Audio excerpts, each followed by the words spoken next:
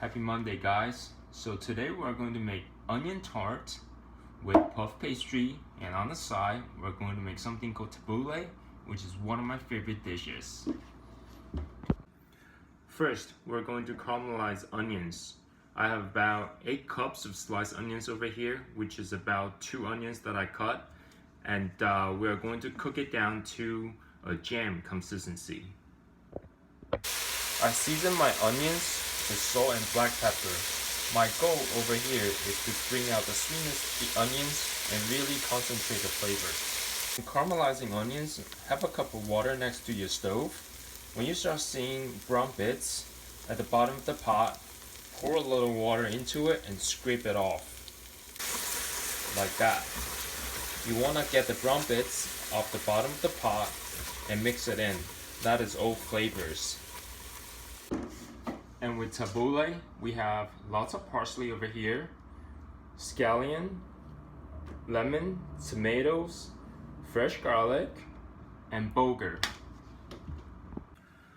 For bulgur, you want to cover it with about a time and a half worth of hot water. So I have half a cup of bulgur, so I'm going to cover it with a cup and a half of hot water. I'm going to cover this with a lid for 15 minutes. I'm going to quickly show you how I cut my tomato.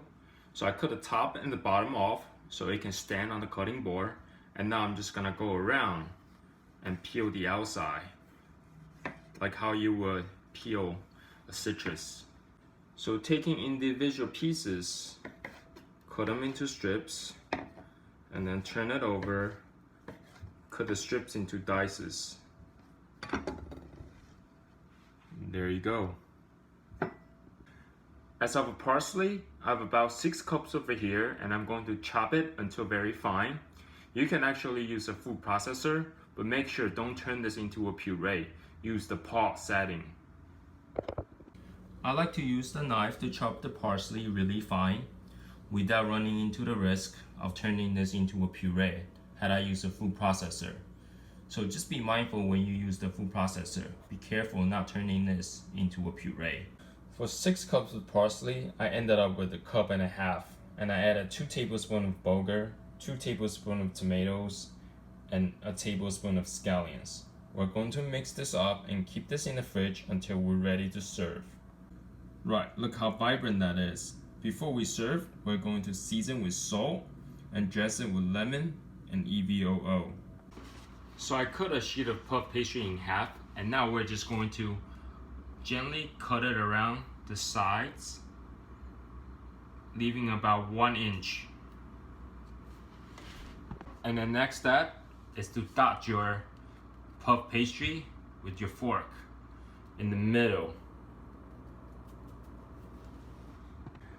And next, I put dollops of ricotta cheese on top of the puff pastry, and we're going to bake these in 375-degree oven until they are 2/3 of the way golden brown and crispy. Right, look at these beautiful tarts. So now I'm just going to gently push it down along that line we previously drew around the puff pastry. And now I'm just going to put some caramelized onion on top of the puff pastry. You can cover the cheese, that's fine. And then we're going to crumble some feta cheese on top of it because this is Mediterranean inspired. Look at that, so beautiful. Last but not least, we're going to scoop some of this onion oil and then drizzle over the tart before it goes back into the oven. Beautiful. We're almost there. We're just going to heat up the cheese and the onions and get a little more color on the outside, and we're ready to dig in. Right, to finish our tabbouleh, we're going to grate some garlic over here, and then we're going to add our lemon juice and olive oil to taste. Here it is. Look at those layers. Amazing. Caramelized onion tart with the side of tabbouleh. Nice and juicy. and nutritious. Let's dig in.